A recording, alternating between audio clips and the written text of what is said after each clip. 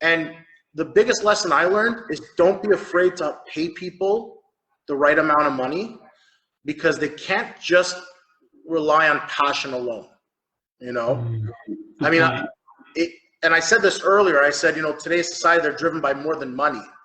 Yeah. Up to a certain point, you know, if you're hiring teenagers, they're looking at a vehicle when they're 16. If you haven't paid them adequately, and let's be realistic here, man, like for $15 an hour, they can go to McDonald's, push a button that drops a large Coke, fills it up, they put a lid on, they hand it to the drive-through. They made $15 for the hour. And now I'm telling them they got to, you know what I mean? Like we have to find good point.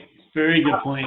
How do we perk them up? You know, and sometimes it's gas cards, it's Amazon cards. Sometimes it's reloadable Visa cards. It's like, hey guys, like, you know, one thing I did with all my senior staff, they've all got a reloadable Visa card, so they can purchase stuff that the school needs if they want it.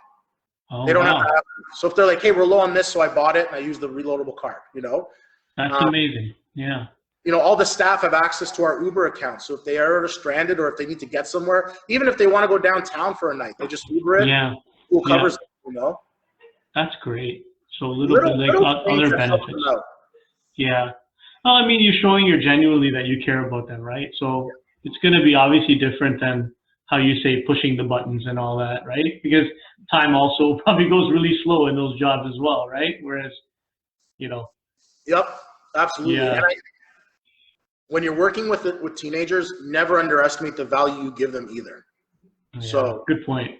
Good like point. a lot of school owners sometimes think that they have to work too much for their staff.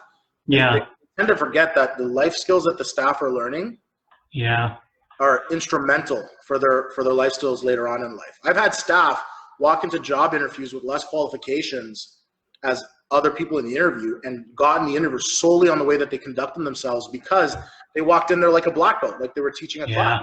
Well, they talked to them true. a one-on-one. Yeah, it's so true. Even for us, like it was actually one of my students that built our software. It was like it was a gift, because he felt that, you know, Paul, you've done so much for me when I was 17 and I became a software developer because of training here. You know how we said the person that you said there was those three types of people, the one that was always like mediocre in the skills but was a hard worker. So he became a champion in his career, right? Yeah, that's amazing. And he came back and it was a gift. He said, Paul, hey Will, how you doing? He goes, oh, you remember me? And of course I remember you, right? And it's been like 10 years and whatever, but how's everything? He goes, I became a software developer, right? And I want to do something back for you that's done so much for the gym. Long story short, you know what? I didn't take the free gift. I paid him for it. But now we have a software company because of, you know, of his gift, right? And that's amazing. And those are the stories that I value the most, right?